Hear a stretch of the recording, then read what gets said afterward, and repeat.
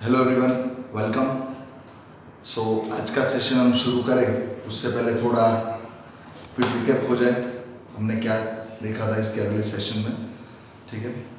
So I think हमने एक portion लिया था जहाँ पर सिर्फ एक आइडिया दिया था मैंने कि थियरी हम कैसे प्रिपेयर करेंगे, क्लैरिटी लाने के लिए माइंड में कि कुछ भी डाउट्स है थियरी को लेकर तो how you have to prepare. मैंने पूरा प्रिपरेशन स्टाइल आपको दिया था। ठीक है। सो होप उसे आप फॉलो कर रहे होंगे और अगर वहाँ पर कहीं पर भी दिक्कत आती है तो you can get back to me any time. ठीक है। तो जो हमने क्वेश्चन स्टार्ट किया था लास्ट सेशन में which was what are the essential requirement for successful business. Business को सक्सेसफुल करने के लिए ऐसे कौन से रिक्वायरमेंट्स है, रादर कौन से एलिमेंट्स है, ऐसे कौन से एलिमेंट्स है जो बहुत महत्वपूर्ण है हमारे लिए। ठीक है। तो सबसे पहले हमने देखा था कि उद्देश्य कहाँ से शुरू होता है। देखो कहानी, try to make the story out of this. यहाँ पर कुछ रट्टा नहीं मारना है, कुछ कहानी के हिसाब से होना, कुछ सीक्वेंस में दिया है। बिजनेस का जो एक जर्नी होता है, ठीक है, आज हम बिजनेस शुरू करते हैं तो उसका एक जर्नी होता है। 5 साल के बाद उसका कुछ पिक्चर यानी दृश्य कुछ अलग होता है, आज कुछ अलग होता है। तो 5 साल के अंदर आप क्या करने वाले हो और क्या होता है बिजनेस के अंदर, उस हिसाब से आपको उन्होंने रिक्वायरमेंट्स दी है। मतलब कोई भी चीज़ आगे पीछे नहीं किया है, उसका सीक्वेंस मेंटेन है। ठीक है। तो सबसे पहले उन्होंने बोला कि ऑब्जेक्टिव क्या है अपने। तो ऑब्जेक्टिव क्या है, मतलब what are the purpose, rather what is the purpose of the business. हमने बिजनेस क्यों शुरू किया, हमारे विजन क्या है, हमारे मिशन क्या है, हमें कहाँ पर अपना बिजनेस पहुँचाना है, ये सारी चीज़ें हमारी ऑब्जेक्टिव्स में हमने देखी थी। Second one was planning. अब ऑब्जेक्टिव्स हो गया लेकिन उसके लिए प्लानिंग भी तो करना पड़ेगा। अब प्लानिंग में क्या क्या होता है, तो प्लानिंग में हमें देखना पड़ेगा कि सब चीज़ टाइम टू टाइम हो रही है, कॉस्ट इफेक्टिव मैनर में हो रही है, जितना हो सके उतना खर्चा कम हो रहा है। ये सब चीज़ हम प्लानिंग में देखते हैं। ठीक है। तो planning includes many things. Planning सिर्फ एक वर्ड है लेकिन तो प्लानिंग में क्या रहता है कि हमें ये चीज़ देखना पड़ता है कि जो प्लानिंग में कर रहा हूँ it is not about just one planning word सिर्फ नहीं है। प्लानिंग के अंदर बहुत सारी चीज़ें प्लानिंग करनी पड़ती है। हमने इसके पहले के सेशन में डिस्कस किया था कि प्लानिंग इंक्लूड्स बहुत सारे HR फैक्टर आ गया, ह्यूमन रिसोर्स, फाइनेंशियल आ गया, ऑपरेशनल आ गया, मार्केटिंग आ गया। सबके लिए थोड़ा थोड़ा प्लानिंग आपको इनिशियल स्टेज पे, इनिशियल यानी स्टार्टिंग स्टेज पे आपको करना पड़ता है। ठीक है। अब मैं बात करता हूँ, प्लानिंग हो चुका है, अपना लेआउट, लेयर एंड साइज। मतलब जब हमें रिक्वायरमेंट पता चल गई, हमें पता चल गया कि मेरा ये पर्पस है बिजनेस स्टार्ट करने का, मेरा ये प्लानिंग है, इतना इतना रिक्वायरमेंट है, वो मुझे इनिशियली पता चल गया। मतलब मुझे बेसिक आइडिया मेरे माइंड में फिट हो चुका है कि मैं बिजनेस कैसे कर सकता हूँ। तो ट्राई टू अंडरस्टैंड। यहाँ पर मैं जो भी बोल रहा हूँ कहीं पर ऐसा मत समझो आप कि मैं ये पॉइंट कैसे याद रखूँगा या रखूँगी, ये याद हमेशा रहेंगे अगर आप सीक्वेंस को पकड़ेंगे, कहानी को पकड़ेंगे। क्योंकि यहाँ पर कहानी है। बिजनेस शुरू करने तो कहाँ से कहानी शुरू होती है। मैंने पहले ही बताया था वो चार्ट कि दिमाग में आइडिया होना जरूरी है। आइडिया यानी कुछ पर्पस, तो पर्पस यानी ऑब्जेक्टिव हुआ। फिर उन्होंने बोला कुछ प्लानिंग करो, तो प्लानिंग के लिए मैंने बताया था आपको कि फाइनेंशियल प्लानिंग, अलग अलग हर टाइप का प्लानिंग आपको करना पड़ेगा। तो उसमें अलग अलग फैक्टर्स आ जाते हैं जो हम शायद आगे देखने वाले हैं। तो ये जो है फैक्टर, मतलब अगर ये जो सीक्वेंस है वो आपको फॉलो करना है। तो फर्स्ट ऑफ ऑल आपको पता चल गया होगा कि first one was our objective, second one was our planning, third one is our layout, layer, size. तो अभी आप लेआउट यानी कि बिजनेस को कैसे, मतलब रादर कहाँ पर लगाएंगे, उसका स्ट्रक्चर क्या होगा, ठीक है, मशीनरीज कैसे हम इंस्टॉल करेंगे, उसका जगह कौन सा होगा, ये सब चीज़ हमें डिसाइड करना पड़ता है। ठीक है। कितना जगह का रिक्वायरमेंट है, ये सब प्राइमा फेसी आपको देखना पड़ेगा जब आप अपना प्लांट सेटअप करेंगे। अगर आप मैन्युफैक्चरिंग में हो तो, सर्विस में हो तो उस हिसाब से होगा। मतलब हर बिजनेस का अलग अलग रिक्वायरमेंट होता है। ठीक है। कुरियर ऑफिस है तो छोटा सा ऑफिस होगा तो भी चलेगा, बड़ा सा कुछ डालना है तो मैन्युफैक्चरिंग इंडस्ट्री, ठीक है, कुछ इक्विपमेंट बनाना तो आपको जगह ज़्यादा चाहिए। तो it always depends on case to case. समझ में आ रहा है? आगे बढ़ता हूँ। अब ये 3 चीज़ हो चुकी है। अब हम आगे मूव करते हैं finance. I think which is one of the very important aspect. हम कितना भी सोच लिया लेकिन अगर कोई पैसा ही नहीं है हमारे पास तो क्या हम एक भी स्टेप ले पाएंगे? नहीं ले पाएंगे। We can not start our business, मतलब हम पहला स्टेप नहीं ले सकेंगे बिजनेस का। शायद आप बोलोगे कि सर ऑब्जेक्टिव तो ले लिया हमने, प्लानिंग समझ लिया, लेआउट समझ लिया, तो पहला स्टेप तो ले लिया लेकिन वो एग्जैक्टली पहला स्टेप नहीं है। पहला स्टेप को जो सपोर्ट कर रहे हैं ना वो चीज़ है। पहला स्टेप लेने वाले हो फाइनेंस के थ्रू। आप मेरी बात को समझ रहे होंगे शायद मैं जो क्या कह रहा हूँ, कि जो भी मैंने वो सोचा, ठीक है, वो सपोर्टिव फैक्टर है फाइनेंस का, रादर बिजनेस का, ठीक है, वो होगा तो कहीं ना कहीं कहानी शुरू हुई है। अब वो कहानी को असली में रियलिटी में कन्वर्ट करने के लिए यू नीड फाइनेंस। पैसा लगाएंगे तो शायद जो ड्रीम था वो रियलिटी में दिखना शुरू होगा, या तो उसके लिए आप जर्नी शुरू कर देंगे। वो रास्ता पकड़ने के लिए पैसा चाहिए, ठीक है, जो मुकाम पे पहुंचना है, बिजनेस को लेके जाना है, वो रास्ता पकड़ने के लिए यू नीड ए फाइनेंस, ठीक है। तो जैसे अपने शरीर में यू वांट ब्लड, ब्लड के बिना अपना शरीर चल सकता है? नहीं। It is one of the very very important aspect of our life, ठीक है। सेम वे बिजनेस के लिए भी वो कहीं ना कहीं one of the important factor है, जिसके बिना यू कैन नॉट स्टार्ट, और यू कैन नॉट इवन, मैं कहूँ ना कि आप एक स्टेप भी नहीं ले सकते, आगे बढ़ने की तो दूर की बात है। तो हम उसके ऊपर फॉरवर्ड रादर आगे बढ़ेंगे। तो फर्स्ट ऑफ ऑल हमने ऑब्जेक्टिव देखा था, प्लानिंग देखा था, लेआउट देखा था। अब हम फाइनेंस के ऊपर आ रहे हैं कि आपका फाइनेंशियल रिक्वायरमेंट होता है, किसके लिए होता है? बिजनेस को सक्सेसफुल बनाने के लिए। तो आप सोचेंगे सर स्टार्टिंग में ही सक्सेसफुल बनाने की बात कर लो, सक्सेसफुल यानी जब बनोगे तब आपने ये जर्नी पास किया होगा, तब जाके आप यहाँ पहुँचोगे। शॉर्टकट तो कहीं पर अवेलेबल है ही नहीं।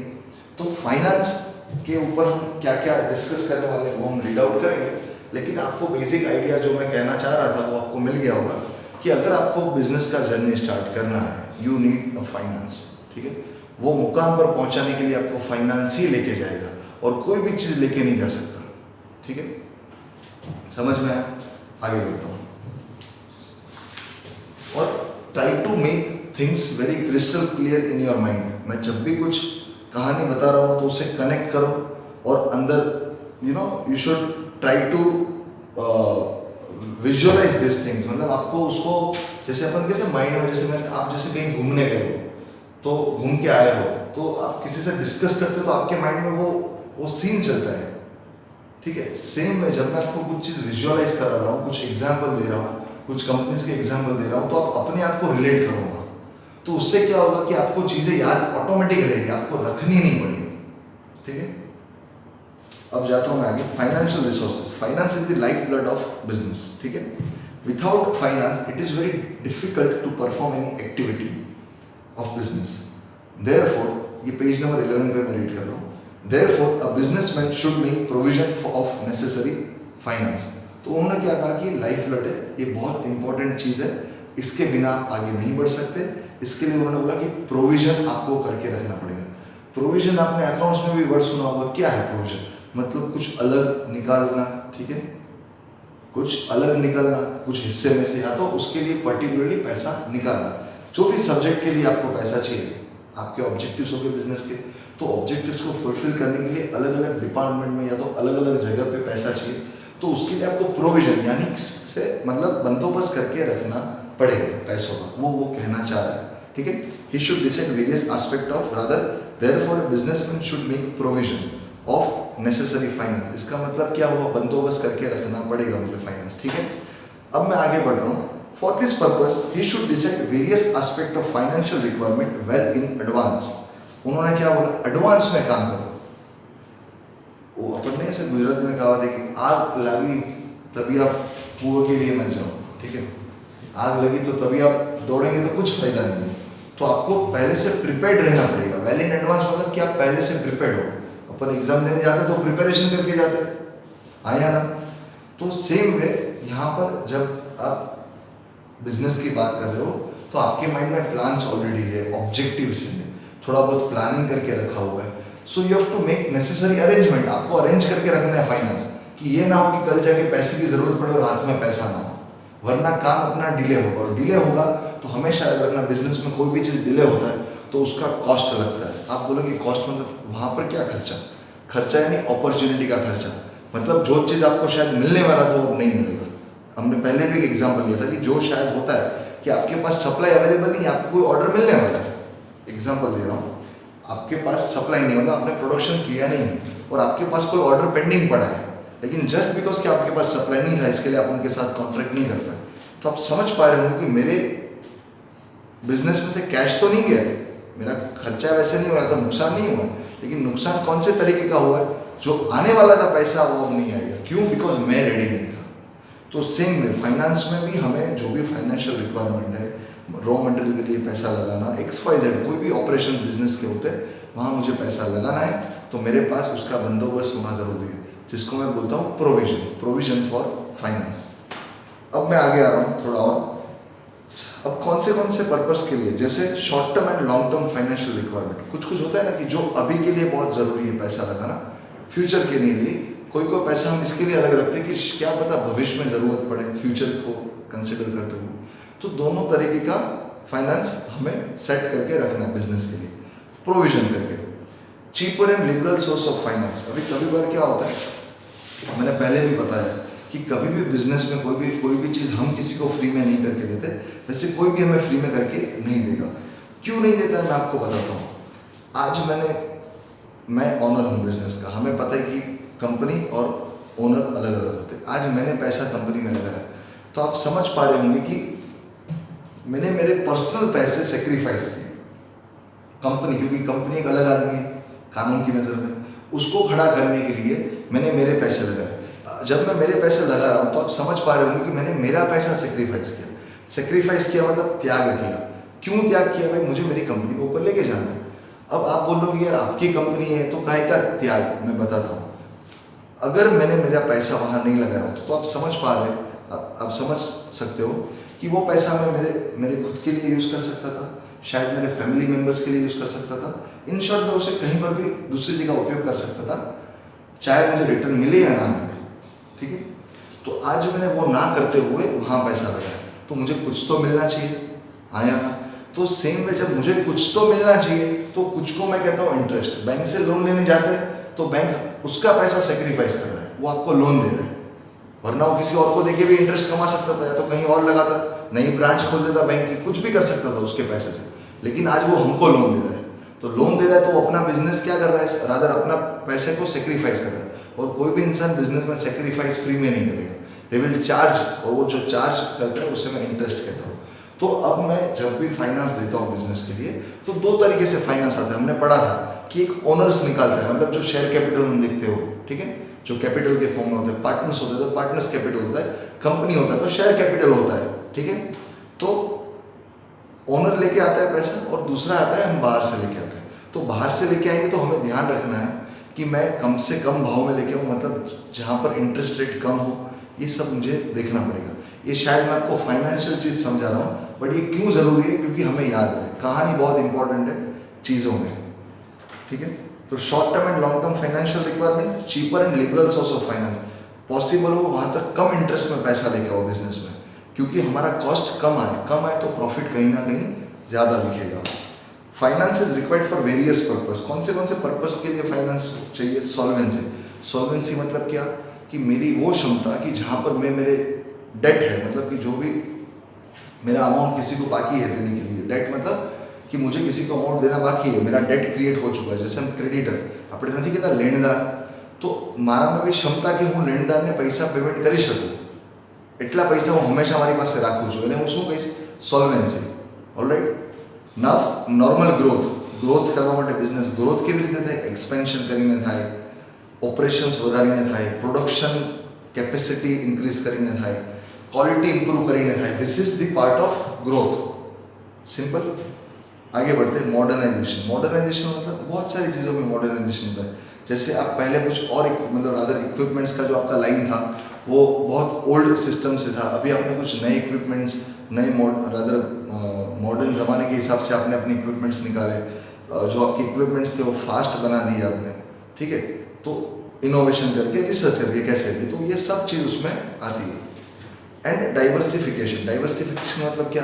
जैसे मैं आज पर्टिकुलर लाइन ऑफ बिजनेस में चल रहा हूँ, लेकिन कल जाके मैंने वहाँ पर इतना एक्सेल कर लिया, एक्सेल मतलब नाम कमा लिया है, सक्सेसफुल बन चुका हूँ, पॉकेट में पैसा बहुत बन चुका है। अब मैं सोच रहा हूँ कि मैं कुछ और लाइन ऑफ बिजनेस, मतलब मैं कहीं और जाऊँ, कोई और फील्ड में जाना चाहता हूँ। ठीक है, तो मैं वहाँ शुरू करूँगा। जैसे टाटा का मोटर्स भी आता है, टाटा सॉल्ट भी आता है, तो आप समझ पा रहे होंगे कि वहाँ पर ज़मीन आसमान का फर्क है, कहाँ सॉल्ट और कहाँ मोटर, कुछ भी लेना देना नहीं है सॉल्ट और मोटर को, लेकिन this is nothing but diversification. तो टाटा सिर्फ ये दो चीज़ में नहीं है, टाटा कंसल्टेंसी भी प्रोवाइड करता है, समझ में आया? तो डाइवर्सिफिकेशन के लिए भी पैसा चाहिए। तो उन्होंने क्या कहा है कि you have to consider each and every aspect of business. अभी आपको ये क्वेश्चन होना चाहिए, नहीं हो रहा है तो मैं आपको दे रहा हूँ क्या होना चाहिए, क्योंकि जब मैं पढ़ता था तो मेरे को एक क्वेश्चन होता था कि ये जितना भी चीज़ है क्या एक ही साथ अभी से मैं देख लूँ या तो अभी से मैं डिसाइड कर लूँ? नहीं, पॉसिबल ही नहीं है। क्यों पॉसिबल नहीं है? क्योंकि अपन बोलते हैं ना कि जब आप वो बोलते हैं ना कि नदी में या तो तालाब में जाएंगे तो आप पहले से उसका जो डेप्थ है वो पता नहीं लगा सकते, ठीक है। जैसे जाएंगे धीरे धीरे आपको पता चलेगा कि हाँ कहाँ तक उसका बेस है। सेम वे जब आप बिजनेस में जाएंगे तो बहुत सारी चीज़ें आप स्टार्टिंग से सोच नहीं सकते, लेकिन आप जैसे जैसे टाइम बिताएंगे, वो बोलते हैं ना कि आप जैसे जैसे गद्दी गर्म करेंगे बिजनेस का, आपको पता चलना शुरू हो जाएगा कि अभी यहाँ पर ये चीज़ करने की ज़रूरत है, यहाँ पर हम लोग कहाँ पीछे बढ़ रहे हैं, तो उसके ऊपर काम करना ज़रूरी है। समझ में आया? चलो अब जा रहे एफिशिएंट ऑर्गेनाइजेशन। एफिशिएंट मतलब क्या? जो आपकी कैपेसिटी है उसके ऊपर आप काम कर रहे हो। मतलब जैसे मेरा कैपेसिटी है कि मैं 50 यूनिट बना सकता हूँ पर डे, अगर मैं कोई मैन्युफैक्चरिंग यूनिट में काम कर रहा हूँ तो मैं कैपेसिटी इसकी मैं 50 यूनिट्स काम कर सकता हूँ, दिस इज माई एफिशिएंसी, ठीक है। तो मेरा ऑर्गेनाइजेशन एफिशिएंटली काम करे तो वो भी एक इंपॉर्टेंट है, one of the important factor of successful business. वो कैसे डिसाइड करेंगे हम? तो वहाँ पर बेंचमार्क्स होते हैं बिजनेस के अंदर, कुछ टारगेट्स दिए होते हैं, वहाँ से डिसाइड होता है कि एफिशिएंट हो कि नहीं हो। सिंपल फॉर्मूला है, कुछ ज़्यादा उसमें मगजमारी नहीं है। लेकिन ऑर्गेनाइजेशन में ये भी होना चाहिए कि एम्प्लॉय खुद अपने हिसाब से बिजनेस को अपना समझ के आगे काम कर रहा है, ठीक है। आगे काम कर रहा है यानी कि जो भी उसको टास्क दिया है वो जेन्युइनली और ऑनेस्टली कर रहा है, जिसके वजह से उसका एफिशिएंसी दिख रहा है, ठीक है। मैं पढ़ता हूँ, an organisation is defined as division of work among whose efforts must be coordinated, ठीक है। डिवीजन ऑफ वर्क, काम को बांटा जाता है एफिशिएंसी लाने के लिए। एक ही आदमी के ऊपर सब डाल देंगे तो नहीं होगा ना, उसको स्ट्रेस होगा। कोई भी चीज़ में machine see ultimately our body is also one kind of machine, उसको भी आराम चाहिए, उसको भी ऑयल चाहिए, ठीक है। तो सेम में उसको डिवीजन ऑफ वर्क अगर हम करवाएंगे तो उससे क्या होगा कि उसे थोड़ा रिलैक्सेशन बीच में मिलेगा, जिसके वजह से वो हर एक काम एक्यूरेसी से करेगा। क्योंकि देखो बहुत ज़्यादा काम करने में इंपॉर्टेंट है, आप कितना एक्यूरेसी मेंटेन करते हो वो भी one of the important aspect है एफिशिएंसी का, ठीक है। अब आगे जा रहे हैं, to achieve desired objectives a sound organisation creates willingness of employees to cooperate and cooperate each other, ठीक है। अगर ऑर्गेनाइजेशन साउंड मतलब विच इज वाइब्रेंट, हर चीज़ करने के लिए तत्पर है, एक्टिव है, उसे मैं वाइब्रेंट कहूँगा तो साउंड ऑर्गेनाइजेशन कहूँगा। Willingness of employees to cooperate each other, साथ में काम करने की एक भावना है। Best channels of communication for decision making, मतलब बेस्ट चैनल्स यानी कम्युनिकेशन हो रहा है, सुपरवाइजर उसके बराबर सुपरवाइजर होता है, वो उसका नीचे जो स्टाफ में काम कर रहा है उसके साथ वो बराबर कम्युनिकेशन कर रहे हैं। हर चीज़ मतलब जो भी चीज़ डिस्कशन हो रहा है वो ट्रांसपेरेंसी के थ्रू कर रहा है, ठीक है। कोई भी चीज़ हाइड नहीं कर रहा है उसका supervisor. Team leader same supervisor को अच्छी तरीके से हैंडल कर रहा है। तो ये सब चीज़ अगर हम करेंगे तो हमारा जो ऑर्गेनाइजेशन है वो एफिशिएंटली काम करेगा, ठीक है। Team work among the employees, team work जैसे साथ में मिलकर काम करना, दैट इज टीम वर्क।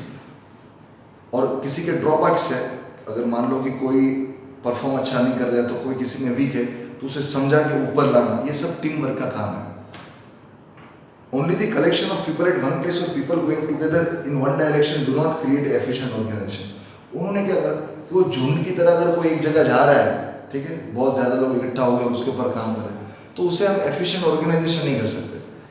आपके टारगेट है क्या वो अचीव हो रहा है, क्या जो वर्किंग एटमॉस्फेयर है क्या वो हेल्दी है, ठीक है, प्रोडक्टिव है, कंस्ट्रक्टिव है, किसी का मोरल तो डाउन नहीं हो रहा है। जैसे एम्प्लॉय काम करे तो उसका मोरल होता है ना, आज हर इंसान का આપણે જેને આપણે કહીએ મનોબળ, તો આપણે કોઈના મનોબળને ઠોકર આપીને કામ કરીએ that is not possible, it is not going to give you good results, એ આપણને સારા રિઝલ્ટ્સ નહીં આપે, ઠીક છે।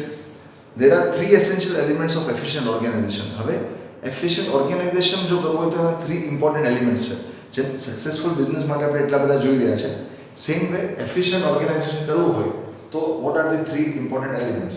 The first is competent people and their willingness to work together.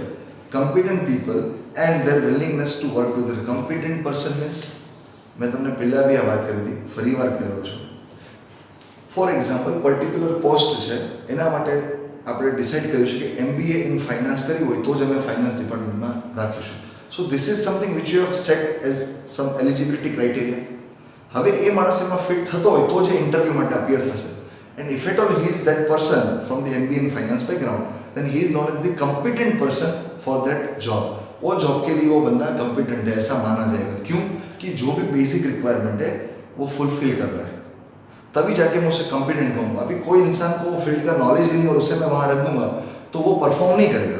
हम एग्जाम्पल ले लेते बढ़िया सा, मैं किसी की साइड लेने की बात नहीं कर रहा हूँ, लेकिन our honourable finance minister Nirmala Sitharaman, she is from the history background. उनको इतना फाइनेंशियल बैकग्राउंड है ही नहीं.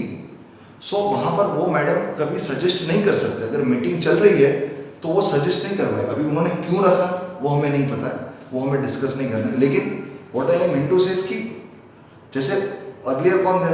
अरुण जेटली थे. तो अब जो इंसान वो बैकग्राउंड से है, कहीं पर भी काम अटकता है तो वो सजेशन दे सकता है, क्योंकि वो फील्ड का वो इंसान है. समझ में आ रहा है? अब वो हिस्ट्री बैकग्राउंड से पढ़े हुए हैं, उसे हिस्ट्री के बारे में पता है, ठीक है, अपना कल्चर क्या था, हिस्ट्री क्या था इंडिया का पर्टिकुलरली. तो उसके बारे में अगर आप पूछेंगे तो अपने खुद सजेशन दे सकते हैं, कुछ आइडियाज दे सकते हैं, ठीक है, कुछ प्रोजेक्शन दे सकते हैं. प्रोजेक्शन मतलब फ्यूचर को देख के कुछ बता सकते हैं. लेकिन यहाँ पर वो कुछ भी नहीं कर सकते. तो आई थिंक उनके लिए दूसरे फाइनेंशियल बैकग्राउंड वाले जो होंगे वो सपोर्ट या तो डिसीजंस देते होंगे, एंड उसके हिसाब से फिर वो सिग्नेचर करके आगे फॉलोअप में लेते होंगे.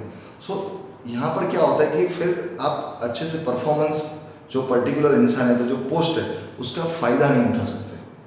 आज मेरी कंपनी हो, मैंने उनको बिठा दिया, ठीक है, जैसे मैंने अभी एग्जांपल दिया उनका, ठीक है.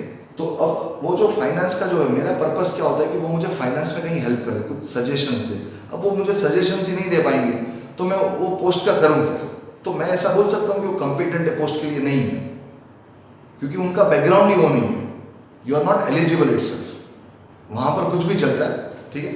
लेकिन यहाँ पर जो मैंने बिजनेस पॉइंट ऑफ व्यू से बोला, वहाँ पर आपको क्या होगा कि इसके लिए आपको कॉस्ट बेयर करना पड़ेगा. आपको दूसरे आदमी की कंसल्टेंसी लेनी पड़ेगी, ठीक है, या तो इंटरनल दूसरे मेंबर्स होते हैं जिनको थोड़ा बहुत फाइनेंस का नॉलेज है, उनको आप मतलब रादर उनका सपोर्ट लेना पड़ेगा. तो आपका जो ये पोस्ट है वो तो कुछ काम का ही नहीं रहा. आप समझ पा रहे होंगे मैं क्या कह रहा हूँ, ठीक है. सो फिर आगे बोला कि हाँ, विलिंगनेस मतलब उनकी इच्छा शक्ति होनी चाहिए कि वो काम कर रहे हैं हमारे साथ. फिर कॉमन पर्पस और गोल्स. अभी ये इच्छा शक्ति कैसे होता है, उसके लिए उन्हें संभाल के रखना पड़ता है, उसे फैसिलिटीज़ देनी पड़ती है, उसे कुछ अलाउंसेस देने पड़ते हैं, ठीक है, फिर छुट्टियाँ देनी पड़ती है. ये सब HR का काम है, तो उस पर आएंगे तो देखेंगे. कॉमन पर्पस और गोल्स, ठीक है, सब एक पर्पस के लिए काम करके, बिजनेस का जो गोल है, बिजनेस को ऊपर लाना है, ठीक है. हर मतलब रादर जो भी डिपार्टमेंट्स होंगे, पर्टिकुलर डिपार्टमेंट जैसे ऑपरेशनल डिपार्टमेंट हो गया, फाइनेंस डिपार्टमेंट हो गया, मार्केटिंग डिपार्टमेंट हो गया, ह्यूमन रिसोर्स डिपार्टमेंट हो गया, ये सब जो डिपार्टमेंट है उनके पर्टिकुलर गोल्स होते हैं. और ये पर्टिकुलर जो गोल्स है वो सब जोड़ेंगे तो ये बिजनेस के गोल बन जाएंगे. क्या बन जाएंगे? बिजनेस के, ठीक है, बिजनेस के गोल बन जाएंगे. सबके गोल्स इंडिविजुअल होते हैं, वो सब अगर फुलफिल होते हैं तो ultimately we are fulfilling the objective of business. क्योंकि बिजनेस कितने हिस्सों में बटा हुआ है, ये सब जो है उसका हिस्सा है. फाइनेंस डिपार्टमेंट, ये सब उसके हिस्से हैं. सो कलेक्टिवली काम करते हैं और एक रिजल्ट देते हैं, ठीक है, साल के अंत में, ठीक है. अब जा रहे हैं फिजिकल फैसिलिटीज एंड इक्विपमेंट्स. उनको फिजिकल फैसिलिटीज देना पड़ेगा. जैसे मैंने कहा, अभी आपने देखा होगा बहुत सारे, जैसे I don't know whether you have heard it और नॉट, आपने सुना है कि नहीं, लेकिन बेंगलोर में, हैदराबाद में एंड पुणे में, ये 3 जगह में जितना भी IT कंपनीज है, पर्टिकुलरली जैसे यहाँ पर गूगल भी है, फेसबुक भी है, हैदराबाद में और बेंगलोर में है शायद, हाँ बेंगलोर में है. So they are providing certain gym and swimming facilities. They are giving power nap, जिसको बोलते हैं कि 15-20 मिनट का स्लीपिंग टाइम, ठीक है. जब आप काम कर रहे हो पूरे दिन, IT में क्या होता है, एक्टिव होता है, लगातार आपको कंप्यूटर के सामने बैठना है, आंखें आपकी स्ट्रेन हो जाती है, जलने लगती है, बहुत सारे इश्यूज होते हैं. तो just to give some relaxation to the employ, उन्होंने एक नया कॉन्सेप्ट शुरू किया कि जो उनका प्रीमाइसिस है, जहाँ पर वो लोग काम कर रहे हैं, ठीक है, वो बहुत बड़ा एरिया होता है, वहाँ पर एक स्विमिंग पूल रखा है ऑलरेडी, ठीक है, वहाँ पर आप जाके बाहर लेके आ सकते हो, वापस आप काम के लिए ज्वाइन हो जाओ, ठीक है. जिम फैसिलिटीज़ है, ठीक है, लीजियर फैसिलिटीज़ है, फिर क्लब हाउस गेम्स है, ये सब रखा है. तो ये क्या एक नया कॉन्सेप्ट है एम्प्लॉयज़ के लिए. तो यहाँ पर क्या होगा कि एम्प्लॉय हमारे साथ अट्रैक्ट होगा, मतलब हमारी कंपनी के साथ, तो हमारे साथ जुड़ा रहना पसंद करेगा, और उससे क्या होगा, वो एफिशिएंटली काम करेगा, क्योंकि उसका आप समझ पा रहे होंगे कि मैंने उसका जो मोरल था वो बढ़ा दिया ये सब फैसिलिटीज देके, ठीक है, समझ में आ रहा है। तो ये हो गया एफिशिएंट ऑर्गेनाइजेशन। अब इसके बाद क्या है, गुड मैनेजमेंट। गुड मैनेजमेंट मतलब आप समझ रहे होंगे सर इसमें तो ये सब किया वो तो अच्छा ही मैनेजमेंट है ना, अभी जितना भी एग्जाम्पल दिया वो सब अच्छा ही मैनेजमेंट है, तो इसमें गलत क्या है देखते हैं। For the success of the business, हाँ ये है बहुत जनरल सा मीनिंग गुड मैनेजमेंट का, ठीक है, ये ओपन एंडेड मीनिंग है, गुड मैनेजमेंट का कोई पर्टिकुलर डेफिनेशन नहीं है, हाँ लेकिन कुछ कुछ जो जैसे वो बहुत कॉमन चीज़ है वो यहाँ पर उन्होंने दी है। सबसे पहला क्या है, for the success of business there must, page number 12, for the success of business there must be efficient and competent management in the organisation. उन्होंने बोला एफिशिएंट एंड कॉम्पिटेंट मतलब जो चला रहा है, जो बॉस है, ठीक है, जो ऊपरी अधिकारी है, उनमें भी तो क्षमता होनी चाहिए, हाँ या ना। समझ में आ रहा है कि अगर मैं सबको मैनेज कर रहा हूँ तो मेरा भी तो कॉम्पिटेंस होना चाहिए। अगर मैं ही कॉम्पिटेंट नहीं हूँ तो किसी के पास क्या काम करवाऊंगा, क्योंकि मेरे में वो क्षमता नहीं है, ठीक है। Management plays an important role in planning, organising, directing, controlling and coordinating the activities of business. Its main function is to make provision of various resources for the production and distribution of goods. उन्होंने कहा क्या कहा, planning करता है, organising करता है, staffing करता है, डायरेक्टिंग, ये सब जनरली मैनेजमेंट का काम है, जो हमें शायद पता है कि प्रिंसिपल्स ऑफ मैनेजमेंट हमने देखा था 12th स्टैंडर्ड में, याद हो तो, प्लानिंग ऑर्गेनाइजिंग ऐसा पूरा एक एक चैप्टर आता था। तो अल्टीमेटली ये कौन करता है, टॉप मैनेजमेंट गाइड करता है और नीचे वाले इसको इम्प्लीमेंट करते हैं, ये उनका सीक्वेंस होता है, top, middle and bottom level management, ठीक है। अब आगे बढ़ रहे, for this purpose manager must possesses risk bearing ability. उन्होंने क्या कहा, वन ऑफ द फैक्टर ये भी है कि उसके पास रिस्क लेने की क्षमता होनी चाहिए, एबिलिटी, ठीक है। जब आप बड़े लेवल पे होते हो, ठीक है, आपका हुद्दा कुछ बड़ा है, तो आप में वो क्षमता होना जरूरी है कि आप रिस्क लो, बिकॉज सी बिजनेस का दूसरा नाम रिस्क है, ये हम और आप सब जानते हैं, ठीक है। क्योंकि जितना भी चीज़ हमने देखा यहाँ पर कहीं पर भी श्योरिटी वर्ड आया कि ये किया तो ये होने वाला नहीं, ये सब जनरल प्रिंसिपल्स है जो हर किसी ने नोटिस किया था, जो भी राइटर्स होते हैं, जो भी फिलोसोफर होते हैं, ठीक है, उन्होंने सब रिसर्च किया और उन्होंने कुछ डिराइव किया, उनमें से कुछ निकाला कि देखो ये कॉमन चीज़ है, अगर आप इतना थोड़ा ध्यान रखेंगे तो आपका मैनेजमेंट डूबेगा नहीं, लेकिन अगर आगे बढ़ाना है तो आपके ऊपर है, आपके पर्सनल स्किल्स के ऊपर, तो आप बिजनेस को आगे लेके जा सकते हो, ठीक है। तो its main function is to make provision of various resources for the production and distribution. Produce कैसे करना है और उसको रिडक्शन, मतलब प्रोडक्शन एंड डिस्ट्रीब्यूशन, ठीक है, तो उसको मैं डिस्ट्रीब्यूशन कैसे करूँगा, प्रोड्यूस कर लिया लेकिन डिस्ट्रीब्यूशन कैसे करूँगा, तो ये भी मैनेजमेंट का काम है। फिर रिस्क लेना, ये भी मैनेजमेंट का काम है। जब मैं मैनेजमेंट बोल रहा हूँ मतलब ज़रूरी नहीं कि ओनर्स, ओनर के ठीक नीचे भी जो मैनेजर्स होते हैं उनको भी रिस्क लेना पड़ता है, समझ में आया। क्योंकि अल्टीमेटली कभी कभी क्या होता है कि जो टॉप मैनेजमेंट है वो नीचे के मैनेजमेंट को सजेशन देता है उनके पास कि प्लीज़ हमें आप बताइए, आप ऑन फील्ड जाते हो, आपको क्या दिक्कतें फेस हो रही है, उसके हिसाब से हम मीटिंग के अंदर डिसाइड करके कुछ नया प्लान क्रिएट करते हैं, ठीक है। For this purpose manager must possess risk bearing ability and managerial skills, ठीक है। Further good management must provide leadership for getting things done through others for obtaining efficient performance, ठीक है। लीडरशिप देना जरूरी है किसी को। लीडरशिप मतलब जैसे we have the best example of leadership APJ Abdul Kalam, what did he say, ऐसा उसका एक मतलब मैंने एक वीडियो भी देखा था एंड कहीं पर मैंने वो एग्जांपल लिया था कि जहाँ पर किसी के मुंह सुना था मैंने और फिर उसका वीडियो भी देखा। क्या था कि जब कुछ मतलब जब कोई प्रोजेक्ट के ऊपर काम चल रहा था तो टीम में काम लोग कर रहे थे, तो वहाँ पर वो लीड कर रहे थे, मतलब ही वॉज कंडक्टिंग, ठीक है, वो मेन आदमी था पूरी टीम के पीछे। लेकिन जब भी कुछ वो टीम अच्छा करती थी या तो सक्सेसफुल होता था तो कभी भी वो स्टेज पे नहीं आते थे या तो कभी भी उन्होंने एक्नॉलेजमेंट लेने की कोशिश नहीं की, ठीक है। जो भी क्रेडिट लेना होता है वो वहाँ पर कभी आए नहीं। अब कोई समझ नहीं पाएगा ऐसा क्यों, वो हमेशा पीछे रहते थे, या तो ठीक है आप लोग जाइए अच्छी बात है, लेकिन जब भी नुकसान हुआ या तो लॉस हुआ तो क्या हुआ कि मतलब रादर प्रोजेक्ट फेल हुआ तो ये खुद जाके उसका रिस्पॉन्सिबिलिटी अपने ऊपर लेते थे कि मेरे वजह से हुआ है, जबकि हुआ था किसी और के वजह से, या तो सबके एफर्ट्स थे, सब लोग फेल हुए तो अल्टीमेटली टीम फेल हुआ, लेकिन उन्होंने ये अपने ऊपर ले लिया। तो this is one of the great qualities of great leader. तो ये चीज़ होनी चाहिए, जब आप किसी के पास काम करवा रहे हो किसी के पास से काम लेना है, क्योंकि मैनेजमेंट का काम क्या है, किसी के पास से काम लेना, कैसे करवाना है वो आना चाहिए, उसको मैं मैनेजमेंट कहता हूँ। ये शायद हम 12th में भी पढ़ चुका है ओसी में, ठीक है। तो आज हम इतना रखते हैं, ये 3 पॉइंट, एंड पूरा रिकैप कर लेना एंड फिर साथ में रहना मेरे। So till then stay home, stay safe, and see you next session. Thanks for watching.